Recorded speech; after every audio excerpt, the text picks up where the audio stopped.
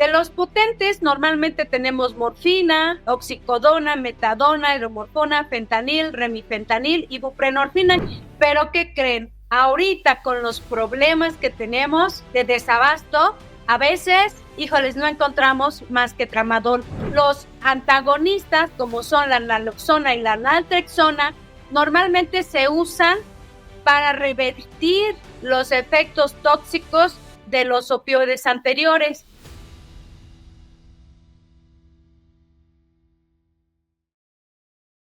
A pesar de que tenemos un opioide, no siempre tenemos buena analgesia, no siempre podemos ofrecerlos. Pero bueno, ¿qué es un opioide? Muchos piensan que es lo máximo y dicen, ya que te den morfina, pues ya que te quiten el dolor. Vamos a ver qué es un opioide primero. Opioide se refiere a aquellos compuestos que están relacionados estructuralmente por su química con los alcaloides de lo que es la amapola. Hay muchísimas, más de 80. Pero al final es una sustancia, ya sea endógena, que nosotros la producimos, o también exógena, como la morfina, etcétera, y que tienen todos un efecto parecido a la morfina. Estos normalmente se pueden utilizar para dolor, aunque también se pueden utilizar con efecto antitusígeno, entre otros. Hay opioides naturales, que son los que salieron directo de los famosos de la dormilera, que son la morfina, la codeína, la papaverina y la tebaína. Estos son naturales. Los que utilizamos como médicos son la morfina y la codeína. Hay otros que si ya tienen manipulaciones químicas se llaman semisintéticos, como son la heroína, que ese es otro asunto, no es un analgésico que se utiliza actualmente. Pero también de aquí sale la buprenorfina, la nalbufina, la naloxona, que es un antagonista de los opioides, y la famosa oxicodona, ¿verdad? Todo el mundo la conoce por el Dr. House. La clasificación de los opioides está prácticamente basada en sus receptores, que son delta, kappa y mu. Sin embargo, la clasificación que acabamos de mencionar por sus estructuras, que son naturales, sintéticos y sintéticos, las deben de conocer ustedes porque aquí les puse en puntos azules cómo están clasificados, porque son los que utilizamos en la práctica clínica. Sin embargo, sus efectos de cada uno de estos están dados por el tipo de receptor en el que actúan, aunque la mayoría actúa en el receptor mu, la mayoría. Y muchos de esos combinan sus efectos en otros receptores. Ha habido varias investigaciones a través de los años donde mencionan que existen los receptores, los delta, los kappa y los mu, y les dan el nombre. Por ejemplo, ven ustedes hasta abajo de la tabla que dice DOR, pues es receptor opioide delta. Y luego pasan los años y le cambian el nombre con otras letras, y luego hay tendencias, pero al final nos quedamos con delta, kappa y mu. Los mu, que son los que actúan a nivel del cerebro, que se llama supraespinal y también espinal, los kappa, que actúan más a nivel espinal, y los delta, que actúan en general en diferentes áreas, pero los más importantes para generar la analgesia son los mu a nivel central y los kappa a nivel espinal. ¿Qué opioides tenemos en México? De los débiles, les decía codeína, que viene combinada con paracetamol, el muy famoso y muy utilizado tramadol, que en México raramente es sin receta, en otros países no, la nalbufina, que solamente es inyectable, y de los últimos, el último que salió es el tapentadol, que es un opioide débil. De los potentes, normalmente tenemos morfina, oxicodona, metadona, hidromorfona, fentanil, remifentanil y buprenorfina, que aunque es un opioide de puente, no es tan potente porque tiene cierto efecto dosis techo, pero está clasificado como potente. Pero ¿qué creen? Ahorita con los problemas que tenemos de desabasto, A veces, híjoles, no encontramos más que tramadol. Este es un problema grave que estamos teniendo. También es importante que identifiquen, sobre todo por el uso clínico, cómo se clasifican en agonistas puros, parciales y neutros. Aquí ustedes ven unas curvas en las cuales la farmacología nos va a permitir ver cómo si nosotros activamos un ligando endógeno, vamos a tener la respuesta de un opioide, por ejemplo, un agonista puro, como es la morfina, el fentanil, la oxicodona, metadona, nos puede dar una respuesta de generar analgesia o un efecto secundario y con el tiempo requerir mayor dosis y luego más dosis y más dosis. Por eso antes decían que no tenían dosis techo. Ahora sabemos que pueden ser muy altas, pero de todos modos el paciente puede ir haciendo tolerancia y cada vez requerir más y más y más dosis de los opioides.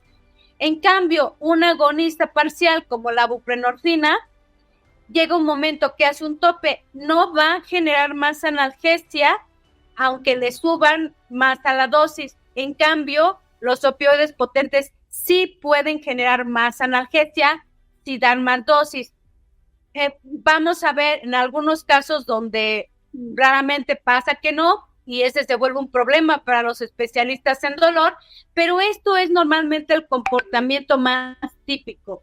Ahora, los antagonistas, como son la naloxona y la naltrexona, normalmente se usan para revertir los efectos tóxicos de los opioides anteriores.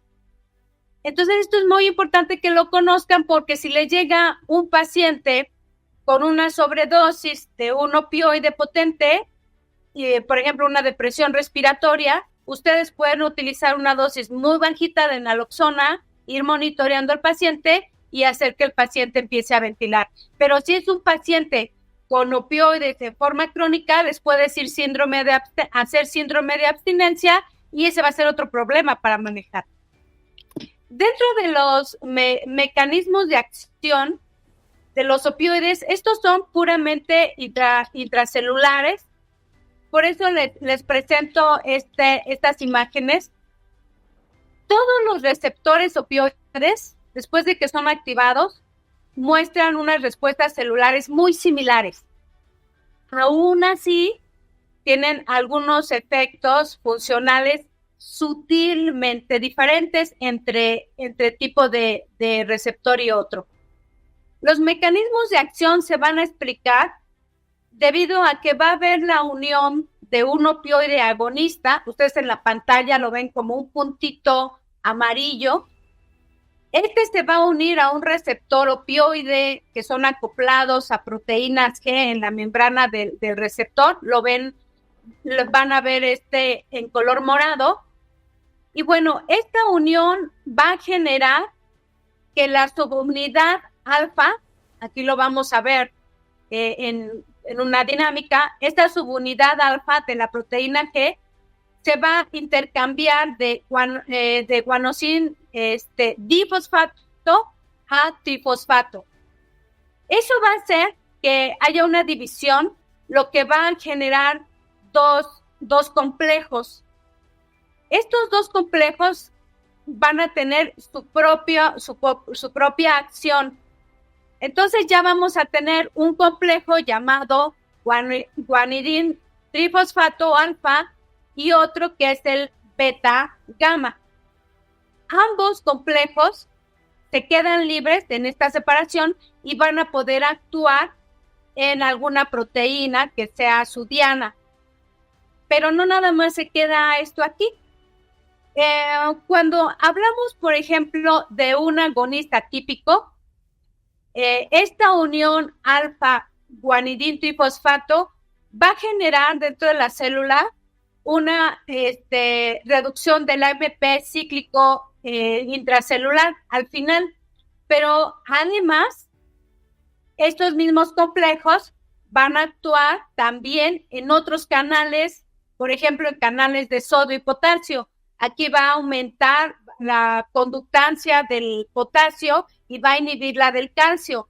Esto tiene un impacto, por ejemplo, en la conducción cardíaca, en la conducción neuronal de, por ejemplo, músculo liso. Por eso nos están dando efectos secundarios que a veces no sabemos estrictamente de dónde vienen. A veces vienen por esta vía. El efecto neto en general va a ser que estos cambios reduzcan el MP cíclico intracelular por lo que va a generar una hiperpolarización de la célula, pero cuando se trata de una neurona, va a haber una reducción de la liberación de los neurotransmisores. Por esto el paciente o las personas que lo toman van a estar somnolientas, con disminución en la motilidad, entre otros efectos. Cuando hay una lesión, cuando hay un dolor, este dolor ya sea por un mecanismo de presión, quemadura, temperatura, etcétera, todos estos efectos se van a transducir a un estímulo eléctrico que va a conducirse por la médula espinal, por las astas posteriores, y esta transmisión eléctrica puede ser modulada a nivel espinal y lo que le llamamos vías ascendentes. Y este dolor puede ser como frenado, modulado. Pero cuando llega a la corteza cerebral donde la percibimos, esta percepción también va a generar otros estímulos, otra modulación, que es la modulación descendente. Los opioides actúan aquí en la modulación, pero actúan en todos niveles. Ahorita vamos a ver a dónde hay receptores de opioides. ¿Dónde creen ustedes que los encontremos? Estos se distribuyen en todo el cuerpo. En el sistema nervioso los encontramos en la sustancia gris periacuoductal, y estas son las zonas donde más receptores tenemos para los opioides a nivel central, pero también en la sustancia gelatinosa del asta dorsal de la médula espinal. Por eso los anestesiólogos ponemos opioides a nivel peridural o intratecal y sabemos que el efecto de analgesia va a ser muy potente porque ahí hay muchos receptores. Pero no nada más ahí, sino también a nivel periférico, ya sea en el sistema nervioso periférico o también en tejido que no sea sistema nervioso. O sea que entró en todos lados. En los intestinos, por eso decimos que el colon es el segundo cerebro, hay muchísimos receptores opioides. Por eso el sistema digestivo tiene una alta respuesta a todos los opioides.